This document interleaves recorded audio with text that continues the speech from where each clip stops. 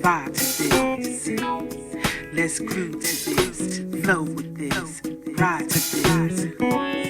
Let's vibe with this. Let's flow with this. Let's groove to this. Vibe to this. Go with this.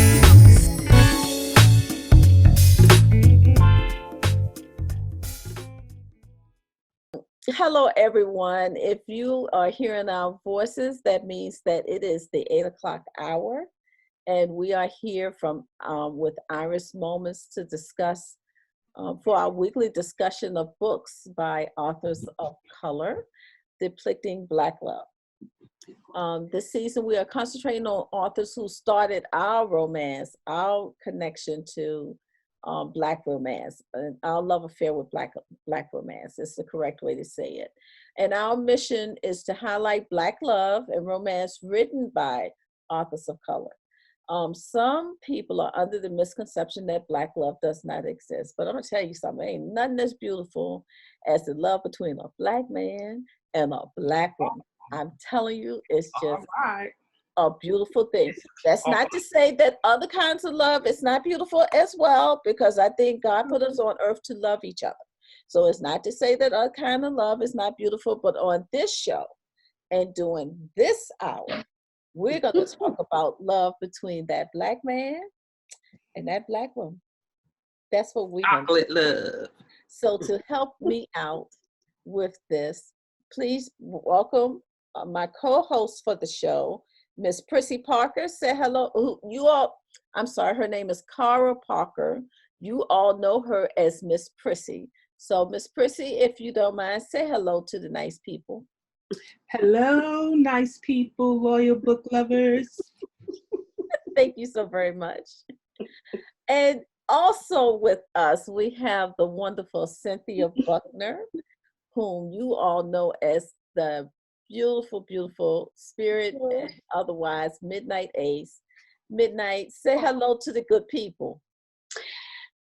Hello, fellow book addicts. Check you out. Perfect, And you say all of those perfect. nice, lovely things about me. Checkmate. Next time. Mm-hmm. I wonder why, Miss Prissy. Just wonder why. That's so fine. So right. Don't be upset with us because you sit back there in character acting like you Barbara Bentley, you know. All right, I'm just gonna take a little sip. Go ahead, girl, take your sip. Like Barbara would do it. Wait, Barbara Yeah, and I wouldn't smoke. I don't smoke cigarettes no more, so I'm gonna have to pass on the cigs. Okay. I can send you a cigar that would go nicely with that. With that outfit that she has on. Mm-hmm. So, You'll be a real boss girl. how about Okay. a pipe instead? Oh Okay, yeah. while everyone is getting into character, because this book make you want to get into character, for the fun of it, I'm gonna be Jolene for the night. Oh, Are you kidding me? Oh, you could not. No, I'm gonna be Pearl. I was gonna say, if you're Jolene, then Midnight needs to be Pearl. Midnight is gonna have to be Jolene. I'm gonna be Pearl for the night. Okay, so let me at least tell our listeners what we're talking about and who these characters are that we're talking about. We are going to discuss a book that was written a little while back, because remember, these are the books that started our love affair into romance. Mm-hmm. Drink it, Barbara, just say no. So what we're doing is we're going to be discussing PG County, thank you, Miss Midnight, by Connie Briscoe. And I would have to tell you, this was one of my selections. And when I read this book, and this was years ago when I read this book, it was so much drama that I was like, oh my gosh. Yes. Does this stuff really happen in PG County? And I had to go to PG County because I do live in Virginia. So I had to go to PG County because I had to see some of these people. she had put in this story. And it just took me by surprise. And the sad thing about it is once I started writing books and I did book signings in PG County, I saw some of this. Wow. So that was the sad thing about it. But this book, PG County, was written by the great Connie Briscoe. She has a number of wonderful novels out there. And this particular one was written in September of 2002. Now, here's what I found so great about this selection is even though Midnight is the one who hadn't read it and Miss Prissy hadn't finished it, she had started it, but she hadn't finished it. When each one of them finished reading PG County, I got a phone call. Yes, Midnight wanted to go through the whole book. Drama by drama by drama. Oh, what happened in PG County? Miss Prissy she got on the phone. She said, girl, I just wish Barbara had just not touched that bottle. I don't know how many times Me said that. Me too. She said, I just wish Barbara had not touched that bottle. But the great thing about it is that it impacted knocked Bradford upside the head with it. You did what? I said she should have just knocked Bradford upside the head with it. That's what she should have did a long time ago, and she probably wouldn't still have that problem going on some 30 years later. Mm-hmm. However, the wonderful part about this book was that it touched them here in 2020 the way that it touched me back in 2012. So that is one of those, that lets you know that this is one of those stories that is going to touch you. I don't care when you pick up the book. Mm-hmm. It's one of those stories that's going to touch you one way or another. And you're going to be able to relate to one of those characters that's in that book. So I want to put that out. Right? I think this is one of those books that is just going to resonate, because I think even though after we finished reading it, we did call you, but it seemed like every time we got together with recording, we were still talking about it. I know. It's going to be one of those things that we're going to be talking about. I told Miss Prissy earlier, like a day ago or something, this book is going to resonate with me. Like, I'm never going to forget these characters. You can't. Right? You can't forget them. They were Sam Hills. Oh my God! Look, but wait, let me hold on. Before we go further, let's tell them a little bit about the story. Okay. So here's the synopsis. In the sprawling homes and upscale townhouses of the exclusive, largely African-American Prince George County, the lives of 5 women intersect, and the secrets, scandals, loves, and loss that ensues are par for the course where power, beauty, and wealth resides. That's just that part of it make you go, okay, wait a minute now.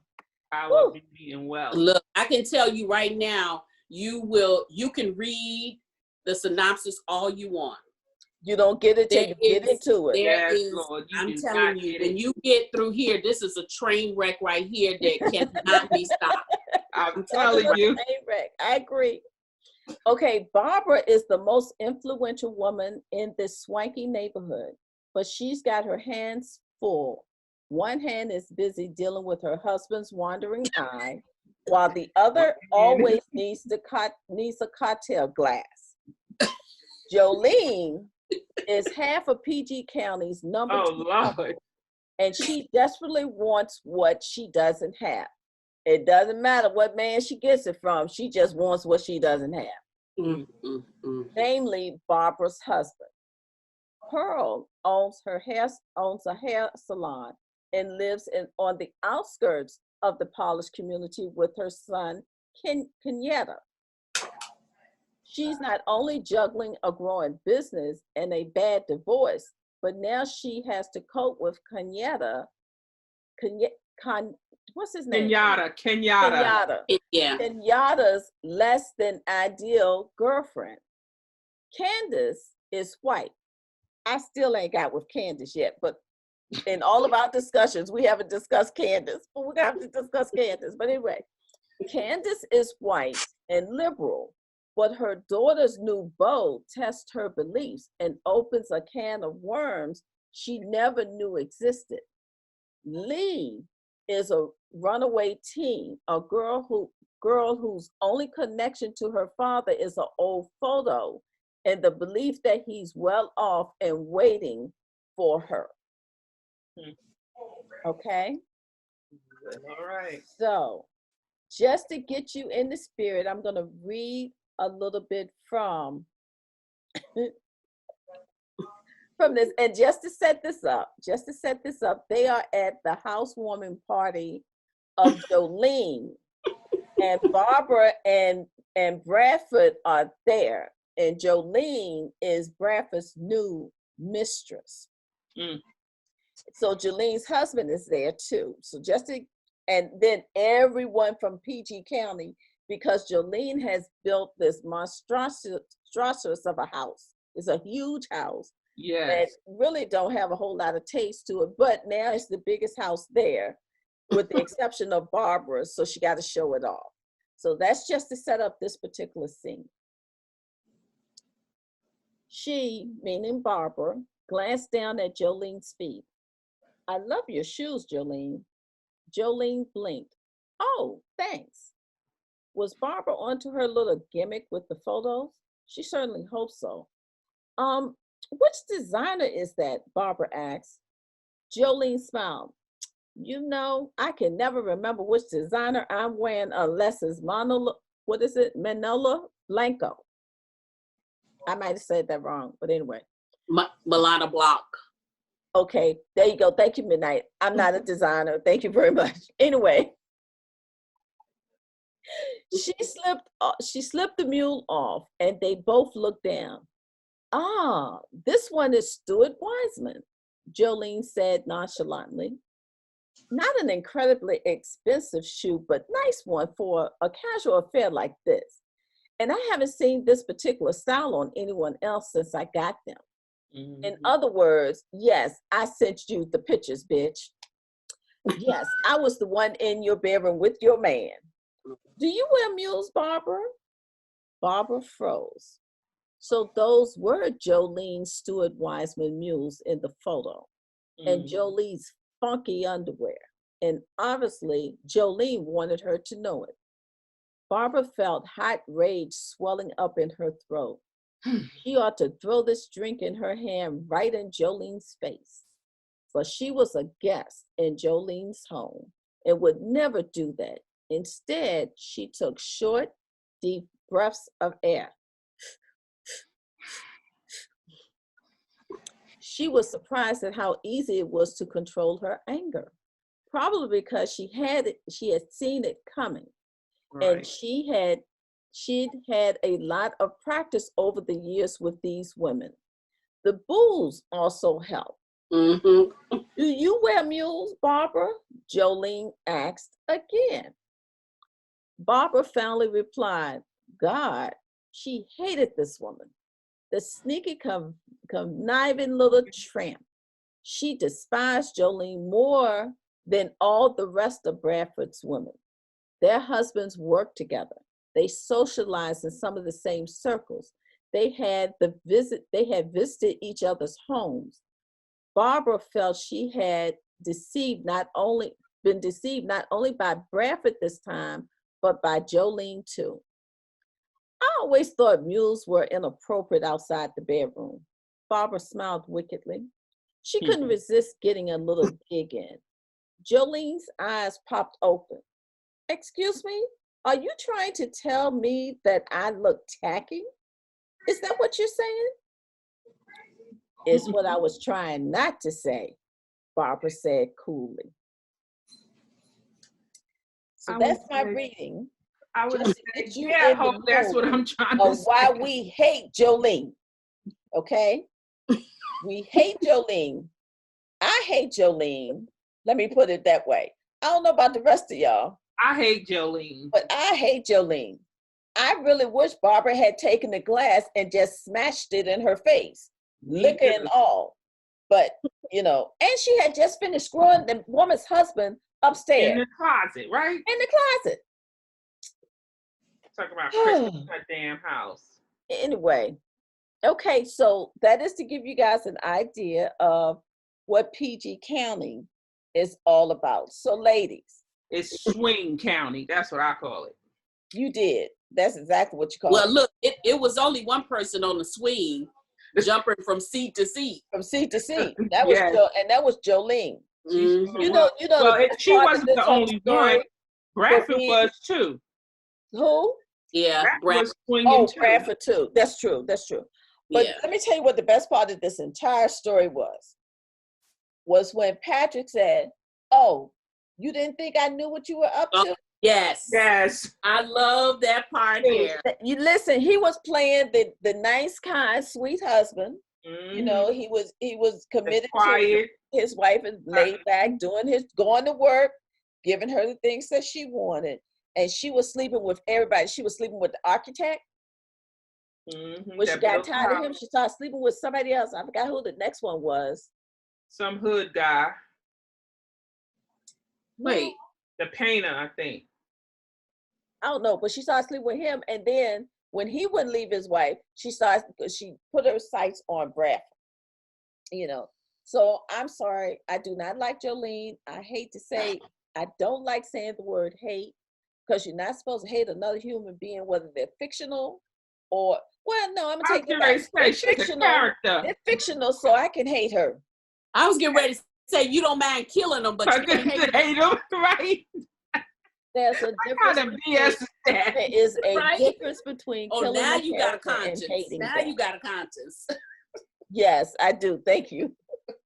Okay, so ladies, here's my first question on this, and I'm sure this is everybody's question. But why do you think Barbara stayed in this marriage? Because she was a fool. No, but honestly, I think that because they had been together so long, she was just accustomed to being with him for a long while. She didn't know what else to do with herself if she was to leave Bradford at that time. So I think that's one of the reasons, and another is the kids. But I think she didn't have confidence in herself as well. Maybe. What do you think, Midnight? Well, I think Barbara didn't have self-esteem. I think after her bout with that alcoholism and all of that, I mean, Bradford was a force to be reckoned with. Let's just say that. But I think she had no self-esteem about herself. She had nobody lifting her up. She had no support system. She was basically a doormat in her own house, her kids included. Mm-hmm. Kids included. So yes, before we go any further, can we all just give our tribute to Barbara? Yes. Here's to Barbara. And this is mine. Under lock and key. I see. Absolutely. Absolutely. I'm not mad at you. You see, they got their bottles are bigger than mine. Yes. It's just says, see how it sits in the box all pretty and everything? So people, readers, you know, everything that is covered in gold and glitter is not always good for you. Not always good for you. Some things should just stay under lock and key. Yeah. So to finish the answer to the question, I think she was, I think she just didn't have any self-esteem and she felt like she couldn't do any better. But then on the flip side of that too, I mean, why would you walk away from all of this that she helped build? She helped bring this man up to what he was. Why walk away from it? Okay, now you're coming to the point that I think is the reason that she stayed. Her and Bradford, they both came from nothing. Mm-hmm. Right. When they married, they had nothing. And I think that Barbara was afraid of going back to having nothing. Mm-hmm. Going back to nothing. And Bradford used that against her because he knew what her weakness was. Mm-hmm. And I think that he knew that she was afraid of having to go back to nothing. Starting over. Mm-hmm. I agree with you. He did use that. And I think he used that. But here's my thing to that, and this ties into one of my questions, so I'm going to step out of turn. and then just go with this. Because my thing is, I get why she was there and all, and you know, why she stayed and everything, which I would have too. But my problem with Barbara was, and she was my favorite character. But part of my problem with Barbara is that you had all of these resources and you had nothing but time. Those girls had grown up. Why did she take so long to go out and find something for herself? Bradford wasn't paying no attention to her. She could have spent up all his money. She could have did whatever she wanted.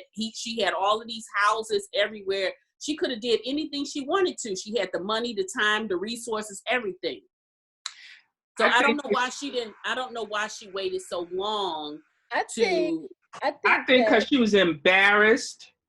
I think she had a persona that she was trying to fulfill. I think she was trying to be that perfect couple, you know, that perfect wife, because they were the most influential family in PG County. And I think she felt like that was a persona that she had to live up to by being Bradford Bentley's wife. Right. But even in most of the books that we read, these romance books where, you know, they are rich, the female always have, or the wife always have, like charities or something. She could have built a foundation, you know, anything. She could have had, that could have been her thing. But I think had she did or thought of some of those things, she could have made something for herself. And so she would have been she didn't come up with it until she had gotten back into the bottle and almost hit rock bottom again. Yeah. And that's when she said she was going to do the real estate. And it also was after she found the underwear, not Jolene's underwear, but somebody else's underwear. I think her name's Sabrina. And then that girl, the scene at the daughter's wedding. Sabrina was crazy as hell. Yeah, let me tell you, Sabrina would have been crazy and dead. On my property. She was on my property. And you know what? My daughter's wedding day. And Bradford would have been right there beside her. I would let him walk his daughter down the aisle, and then his behind would have been dead too. You don't bring that to your home. You know, not to your home. All of that was, Bradford just did not give Barbara any type of respect. No respect whatsoever. And that was just, Bradford was a straight up dog. He sure was. And if it would warm my heart if he ended up somewhere with his dick cut off. I totally agree. Yeah, I do. I said Bradford was one of the misunderstood characters in this book, because normally when you have someone who have affairs, they at least have a justification for it. He did not give us any kind of justification for it. And even I became even more confused with him when he finally, number one, why he entertained Jolene, number one. And then when she quickly fell in love with him and she wanted him to leave, and he told her specifically he specifically told her straight up, I'm not leaving my wife for you. And she was just like, why? You know, she's not doing this, she's not doing it. And she says, because number one, she's honest, she's a good person, and she would not and have not stepped out on me. So he knows she was all of that. Why in the Sam's Hill would you cheat on her? Yeah, I don't get it. And I just wanted to just hurt Bradford really, really bad, because, like you said, he showed no rhyme or reason for him to be the way that he was. The way that he was. None. And even though Barbara drank herself. The sad thing is, I really do think Bradford loved his wife. I think so too. I think he loved Barbara, and I think if Barbara ever really leave him, he would be devastated. He would fight tooth and nail to keep that woman. Well, honey. You know? But I would tell you this. She should just leave his behind. Bradford, not only should she leave him, she should leave him and take every dime that he has. Because they didn't indicate that they had any arrangement, no prenup or anything, right? They didn't, because when they got married, neither one of them had anything. When they got married, they built that company. That's true. That's true. you know. And I also wondered about, okay, so Bradford was a father, you Two know, and daughters. so And he had daughters. yes, That's he what had I was saying. daughters. This man got daughters, and he's not thinking that, you know, what No. he's doing could possibly happen to his daughters. But But his I older daughter, also did not understand the daughters. I was Because gonna the daughter, the one that was at home, seemed like she had a little bit of a toot about the mother. And because maybe it's she felt her because of mother should have left him. right. maybe I it's think because that's what it She was was. mad I for her think mother not something. leaving his behind. Because even when, see, there's 2 books. I don't want to bring that book up, but yeah, you know, no, don't, because this is quite enough to deal with. It's quite enough to deal with. I think she kind of didn't have no respect for her mother because she stayed with the man like her father. But okay, and then with that, I think she was living in the house with the father. She saw the mess that he was doing. Why didn't she speak up to her father? Why didn't she speak? That was my thing. Why Yeah. hold it against the mother? Why not speak up to the father? Yeah. You know, Miss Percy, what's Well- what's one of your questions? Well, you asked the question we all had, but my next question is, who do you think was worse, Bradford or Jolene in their cheating game? Jolene. Yeah. Jolene was a straight up hoe. This man married her at a time when she was pregnant with somebody else's child. Yes, he did. And her parents was treating her like crap. Yep. And he married her. Anyway. And she had no Like Bradford, she had no loyalty, reason. no anything towards what this man did for her to try to clean up her reputation. Right. And she had no loyalty to him None whatsoever. So if Jolene was well, Bradford's kids was older, but with her being how she was, what type of mother did you think she was to her daughter? We know she didn't leave. And see, I do think she was a better mother to her daughter than what her mother was to her. Yeah. True. Mother, you remember her mother said, was it her mother or her father that said something, you know, the brown bag test or something? That was the father. That was the father that said that. I was like, I couldn't believe he said that. I was Did like, that come it's not back? her Where'd you fault. go? Oh. What'd It's you not do? her fault. She did something. Well, that's true. We're gonna keep talking while Midnight is trying to find herself. She's having.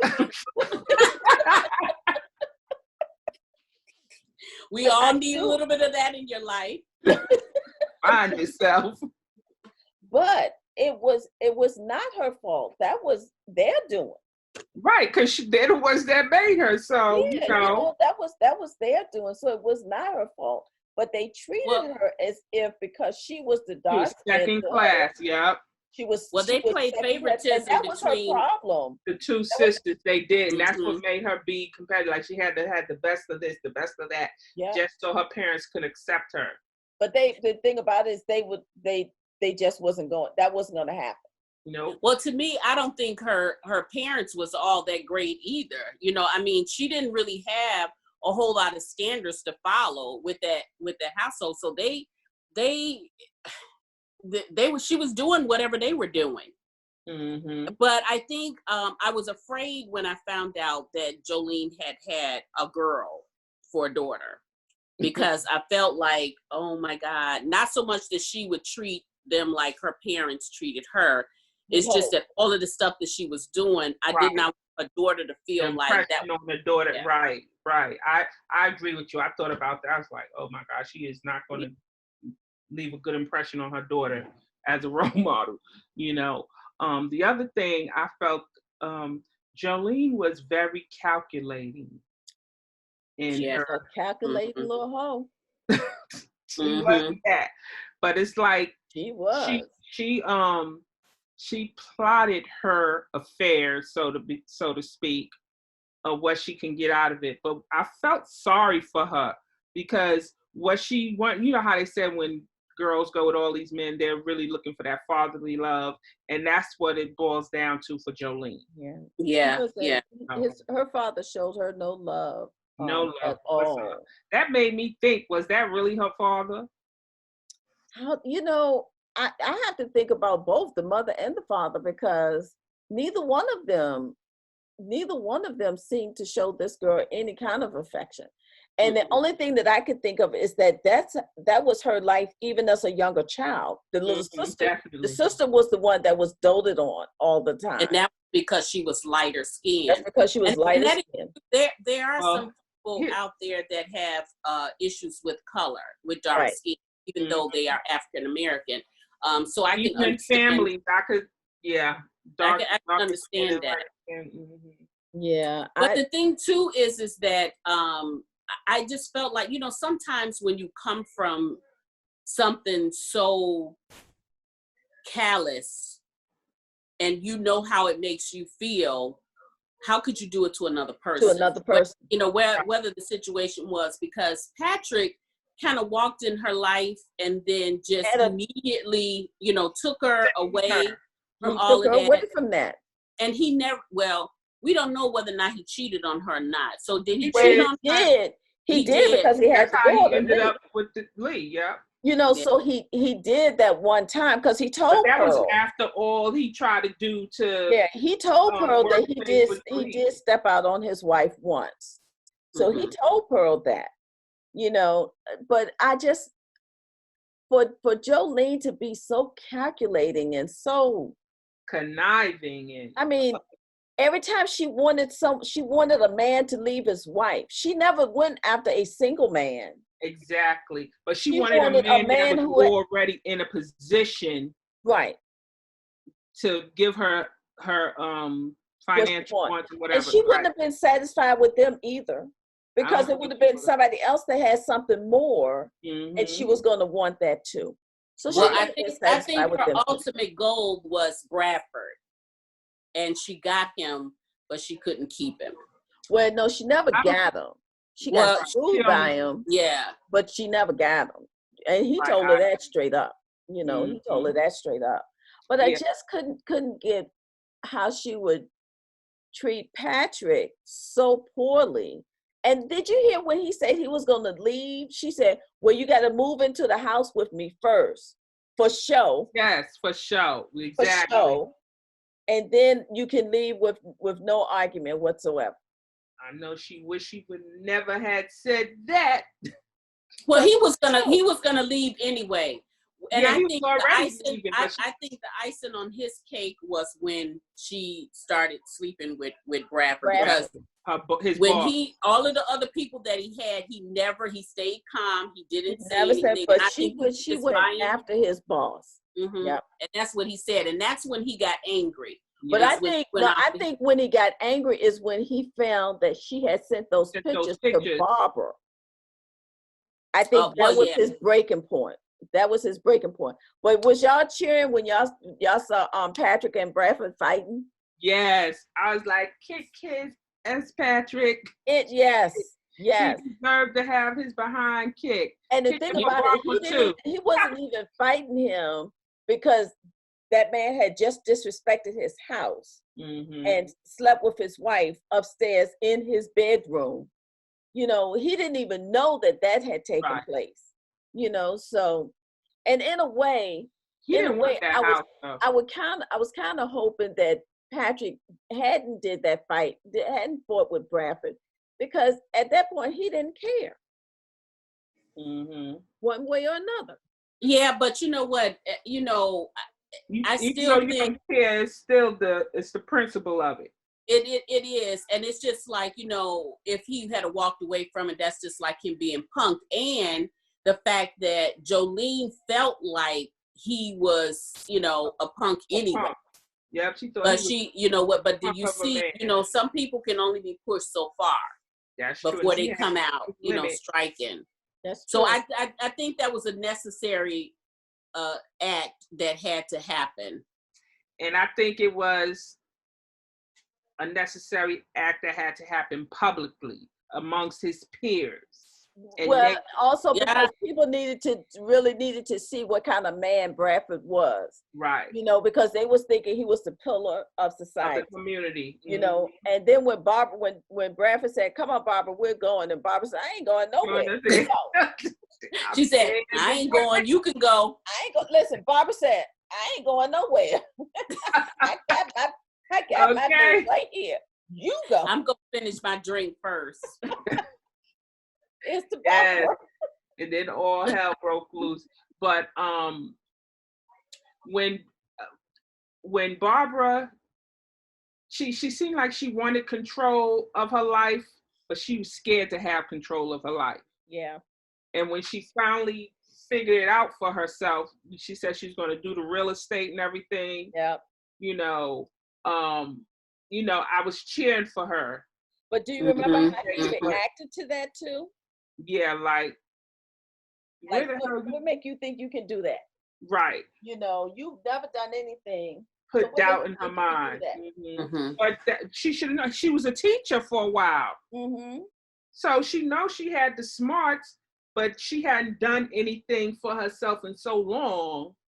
She just had doubt, so much doubt, no confidence in her. I think with Barbara too, there were so many moments in that book with Barbara that my heart broke. I tried to celebrate her and she made me mad. You know, Yes, I was just of like, I kept saying, first of all, stop it with those cigarettes, because that's a nasty habit. Just stop it with the cigarettes, okay? I did, child. I couldn't afford them no more. I know, look, and I was gonna say, look, I'd rather you get a cigar or a pipe or something, but just stop it with those cigarettes. I can't Right. stop. And then when she kept opening up that drawer, let me just see I got a lock and key. But she kept opening up that drawer. I was like, okay, girl, you good. She closed it. And then she opened it up again. I was like, okay, she closed it. And when she took that drink, I'm like, we've been through so much. Why would you do this? Yes, Oh, yes. no. That's true. And then, That's true. and then when she was supposed to go to the class, she was drunk. She was drunk. Yes. But the thing, like, the thing about it is, I think that Connie Briscoe did a wonderful job of showing the struggle, because we Yes. all got caught up in Barbara's struggle. Yes. So I think she did a wonderful job of She pacing definitely it, did. you know, pacing it, and for you to get caught up in that struggle. So I gotta give kudos out there. No, you can't jump in my lap. I gotta give kudos, you know, for that. Also, the other thing is, you saw Jolene progression from man to man to man. But at the same time, you saw Patrick progression towards Pearl and Pearl and Pearl. You know, so you saw the two kind of going down the same road of separation. His a lot more positive than Jolene's. Yeah. And you and no, you don't like to see any man cheat, but didn't you kind of cheer when Patrick got with Pearl? Oh, well, I did. A little bit, but I didn't want Pearl to get caught up in a situation, you know, with Patrick still being married to. She didn't. Right. But I was happy to see him. She almost did when Cynthia came home. But she didn't. That's the part, she didn't. But I do like Pearl having, for her to have been without a man and the way her marriage ended and all of that stuff, she still had this thing where you're a married man. Right. You know, you're a married man. I don't care how fine you is. Because Patrick was fine. And I don't care how many years it done been since I ain't had nothing. Ain't even had no man looking my way. I don't care. You're still a married man. Right. You know, and she thought about what her husband did to her. Yes, she did. Yeah. But you know what I found interesting?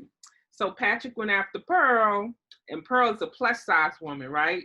Right. And then come to find out, Lee's mom was woman. Yep. So that told you right there, Jolene wasn't even his type. He just, you know, just try to help her to make her life better.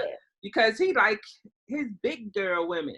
So I found that when he said, was telling the situation with Leah describing her mother and everything, I was like, oh, so you didn't really, Jolene wasn't really his type.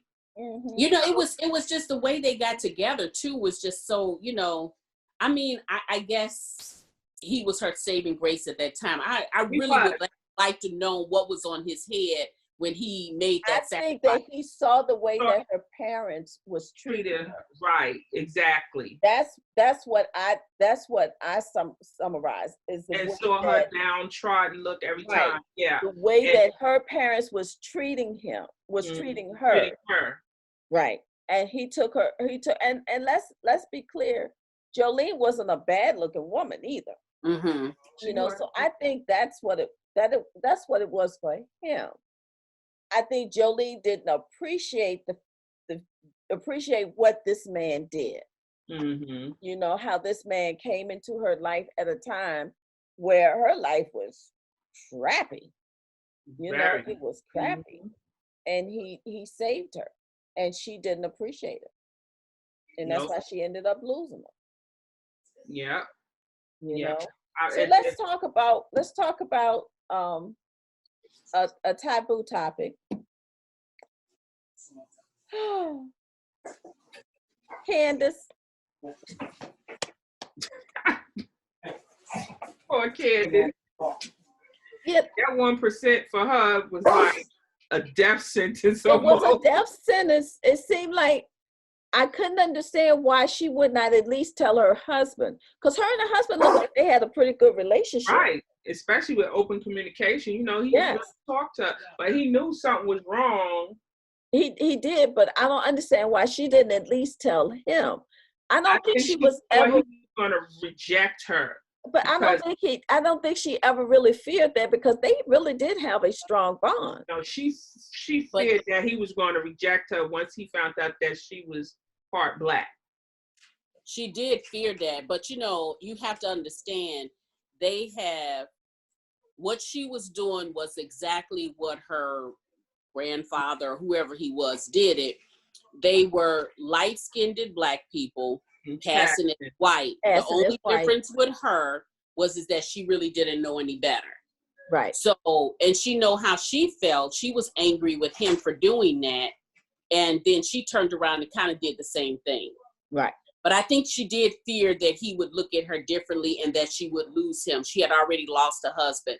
And wait, let's see, let me stop right there too. What is with all of these husbands? Like, her husband left her for another woman. Pearl's husband left her for a woman. Bradford is out there crazy. The other guy, the construction guy, out there crazy. Was anybody Sweet City, baby, Sweet City. I'm just like, oh my God. And they That's were all what I thought too. They were all kind of, bad relationships and stuff. Yeah. But I do think that Candace thought that maybe her husband would not understand and leave. And I think Candace's mama knew too. She acted like she didn't know, but Candace's mama knew when she asked about her grandfather and stuff. And from what her mother was saying, the mother knew. She knew that her I think, let me go to Midnight's question about the husbands. I don't think the architect had a bad marriage.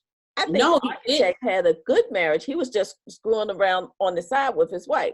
He had no intentions of ever leaving his wife for Jolene or anybody else. So I don't think they necessarily had a bad marriage. She just had a husband that was just screwing around, but she wasn't aware of it. So yeah, but so did Bradford. He didn't have no bad marriage either, but he was out there too. He was out there just screwing around. But during that time, that was before Lorraine or Bobby started cutting things off and stuff. So men felt like they could do that. They felt like it was a rites of passage. Once you got to a certain level of income and you was providing what you needed to provide at home, your wife and your children was in a beautiful home. They didn't want for anything. It was kind of like a rites of passage, once you reach that point. That's what it seemed like in this story, anyway. That's what it seemed like. However, what we did see is a couple of things. We saw that Candace had a good man at her side. She did. He supported her and her two daughters that was not his. And the way I love some of the conversations he had with the daughters. Yeah. You know, so she had a good man.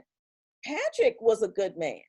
You know, and for all that Pearl went through, Kenyatta was a good young man. You know what I'm saying? And was his father really bad? I mean, did you get that his father was bad? Yes, he did, you know, step out on his wife, but at he least didn't just step out on his wife. He stepped out on his wife with a young white girl. Right. And that was significant in the story. Yeah, and that was different because he left his wife for the young white woman. To see all the other ones didn't really leave their wives when they was cheating, except for Patrick, because he left Pearl. You know, but the wonderful thing about that, and this is another moment that I got from this book, is when Kenyatta told his mother, when Pearl asked him, how do you feel about the news of, what's her name, Ashley? Ashley. Of Ashley being Black. And he said, I wasn't dating her because she was white. I was dating her because she was a good person. I was dating her because she treated me well. I was dating her because I liked her. It didn't have anything to do with color, her skin being white or whatever. It was because he liked the person. That was so profound, because it never dawned on Pearl that he could like this white girl simply because she was a girl. It didn't have anything to do with her being white or Black or whatever. So I thought that was pretty profound when he said that to his mother. Right. You know, And what do you think? Go ahead. Candace's youngest daughter, the one who was so, you know, blase about everything, you know, what she's dating, and as soon as she found out that she was part Black, she seemed devastated all of a sudden. She was devastated. She's like, I'm not going to have no friends. I'm not, you know. And I was like, wasn't she just saying, why shouldn't her sister date a Black man and all this? And now but now remember, what did the stepfather tell her? He said, well, if they don't like you because of that, they weren't your friend. They didn't like you, they weren't your friend in the first place. Exactly. And then, and so don't forget about Candace's father, you know, which is probably why that mother didn't say anything either, because that father was a racist. Right. You know, through and through. So I think that had something to do with one of the issues that Candace had with kind of, you know, saying that, because now she had this man that she was married to who actually did love her and was a good man, but he was a white man, right? And then, so now he feels like he married a white woman, and come to find out she has that 1% drop rule, and now she's always. But you know what cracked me up? Like, after she finalized everything, to found she was Black, she wanted to dye her hair blonde. And that was just so over the top. Like, you know, dyeing her hair blonde was going to make her more white, was gonna make her Black. White. Right. Candace kind of lost me a few times in that book with her stuff. I mean, she was just, I don't know. I couldn't understand the struggle. And maybe it's because now they could not, all they had to do was move to another county if they wanted to remain white. You know what I'm saying? Well, no, she remembers she worked for Bradford. I think Bradford employed like almost the whole town. Right. But then I thought to myself, you know, like, you work for a predominantly African-American company, mostly all the employees there. So now you just fit right in. And now most of your neighbors, all your neighbors around you. And then when she walked in that bathroom, remember when she walked in the men's bathroom, because she's so, you know, out of it in her head. Yeah, I couldn't. And she see all this Black men. I was cracking up. I was like, I have a mind now. Maybe I have a question for you guys before we go into the playlist. How many times did you want to reach through the pages of this book and knock the hell out of Jolene? every Oh, damn constantly. I think the few times that I put this book down, it was because of Jolene. Because of Yeah. Jolene. It was because I was like, I just can't no more. She wearing me out. She wore me out in that book. I just could not. It was just somebody get some control over this woman, please. Yes. I just can't take it. You gotta read the second book. For some reason, she thought that space between her legs was gold, and any man that touched it was just going to want to disrupt their lives and leave their wives and everybody to be with her. You know. But and here's the thing too. This is another thing I thought about her. Like, okay, so here you are downing people. Like, she downed Pearl because, you know, she tried to stop Pearl from, you know, having that same zip code as everybody. Right. But so you feel like Pearl was beneath you, and Barbara too. She felt like Barbara was beneath her too. But here you are screwing in an unfinished house, you know, with no doors, no privacy, on wood, probably got splinters in your butt. And then you go into hotel after here, probably doing it in cars and everything else. So my thing is that, you know, your game wasn't tight, lady. And that's the reason why her husband was able to, Patrick was able to find these things, because her game wasn't tight. All she did was make double folders. That's it. But the thing about this is her husband worked as an IT specialist for Bradford. Yes. And you gonna give him your computer to fix and think he's not gonna see what's on that computer? But who's to say that he didn't hack into the computer system to see what was going on anyway? So, but you know what? She wasn't smart enough to think like that. No, she wasn't smart at all. No, I gotta tell y'all one funny scene. When Lee had the gun to Ashley's head, and her mother said, don't call her a white bitch. She's not a white bitch, she's black. And Lee said, Bip, okay, black. Yeah, it was like, was that really gonna make a difference? What difference did it make? You know, it did make a difference. So, but another funny thing was when I just thought this was me when I read this. When they said, when Patrick walked up and said, back in the day, I went by Smokey, I was like, oh, okay, all right, this is it. Yeah, I was surprised. I thought it was going to be Bradford. I did too. Did you want to take the book and just throw it? I mean, at that point, you just wanted. I'm literally, this was me. I'm just like, what? Right. I was like, Smokey, really? Smokey. Smokey. I have to say, going back and rereading PG County really brought back the memory of the first time I read it. And it blew me away the first time that I read it. So being able to go back and read it again and then sharing that experience with you guys, I felt so validated each time y'all called me and said, Iris, no. I just felt so validated within that moment because this was just one of the first things. When I read it, it hit me just like that too. You know. So, ladies, I know our hour is almost up. We don't have 2 minutes, but we got to go through the playlist. Oh, yes, we got to get our playlist. Okay, Midnight, let's start with you in the playlist first.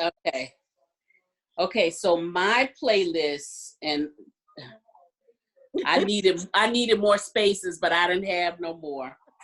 So I had a very resounding 3 is A House Is Not a Home by Luther Vandross. And this is clearly for Patrick and Jolene. Because that house was not a home. Right. And he kept trying to tell her monstrosity. And then Something in My Heart. And this is for Patrick and Pearl. Yes. Because they were my favorite character. They were my favorite couple in that book. Yeah. Yeah. And this is for Barbara and Bradford. Neither one of us, right? Wants to be the first to say yes, farewell. Look, I would have been farewell, sucker. Listen, Barbara and Mr. Belvedere. They were perfect for each other. I know. But I didn't want her on that bottle. I wanted her to I wanted her off that bottle. Yeah, that's true. That's true. Okay, Miss Prissy.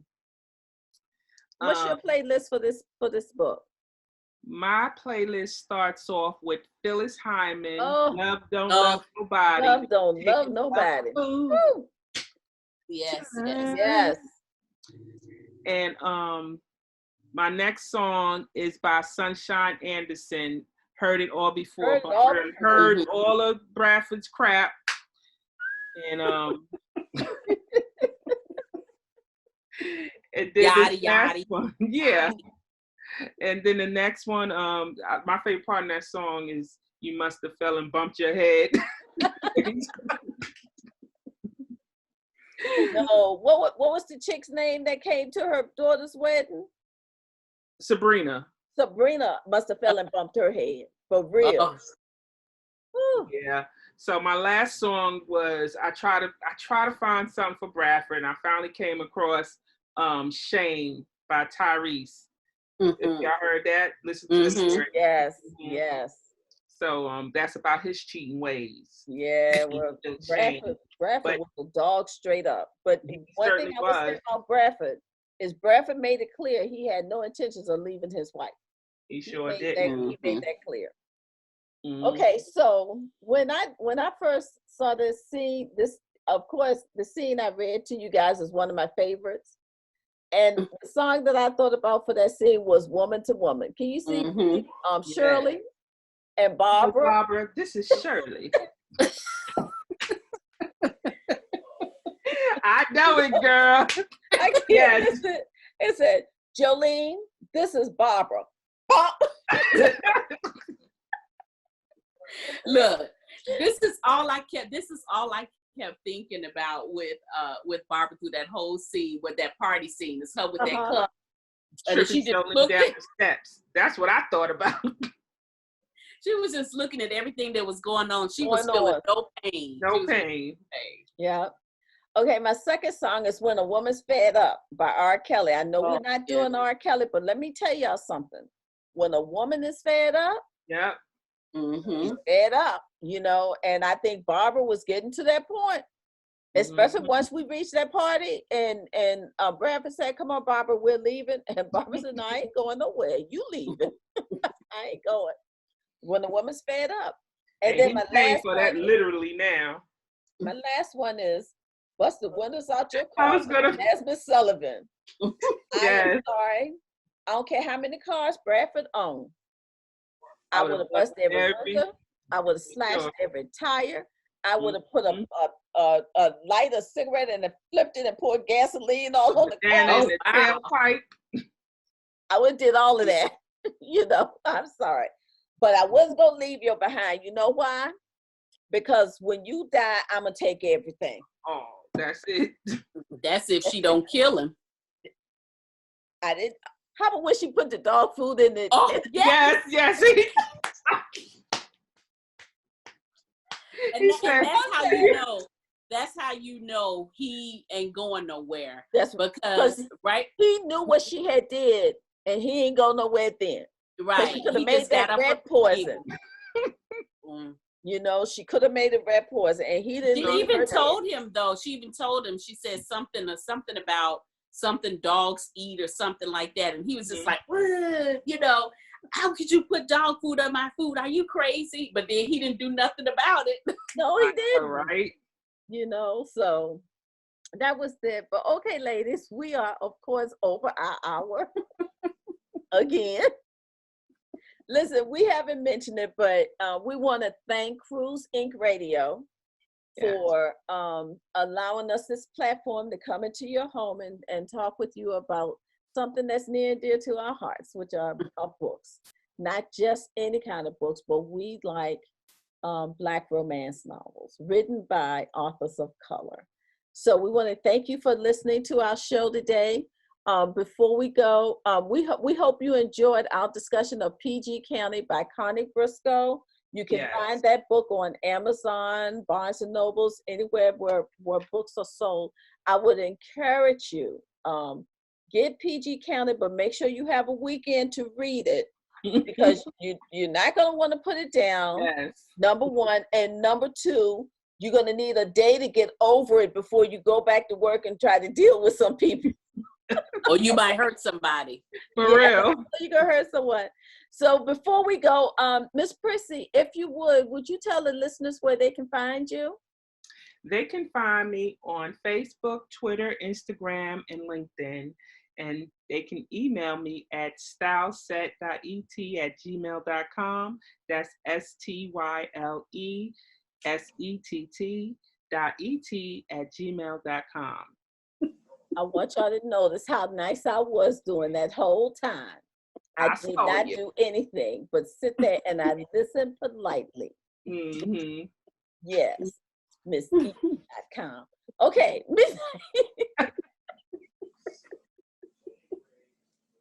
Midnight, would you tell the listeners where they can find you? Would you tell the listeners where they can find you? You can find me on www.midnightacebookbar.com and on Facebook, Twitter, Instagram at Midnight Ace Book Bar. midnightacebookbar.com. So I hope to see you. Come and chat with me about books, wine, cigars, or anything you like. And of course, I am your host, Iris Bolling. You can find me at www.irisbolling.net. You can find me on Facebook under Iris Bolling. You can find me on Twitter and Instagram under Siri Austin. So that is our show for tonight. Thank you for allowing us to come into your home and talk with you about Black love in books and in real life. And remember, there is romance out there that will entice your mind. Sure. Hold on, Miss Prissy. It's time for us to go, but I gotta tell you something first. Hold on.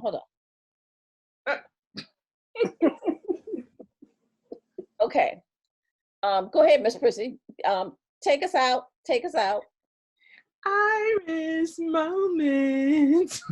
I ain't going nowhere, but you can go on about your business because I ain't leaving. We're out. Here's to Barbara and PG County. Okay. Too funny. Come on, y'all. Let's vibe to this. Let's groove to this. Flow with this. Ride to this. Let's vibe with this. Let's flow with this. Let's groove to this.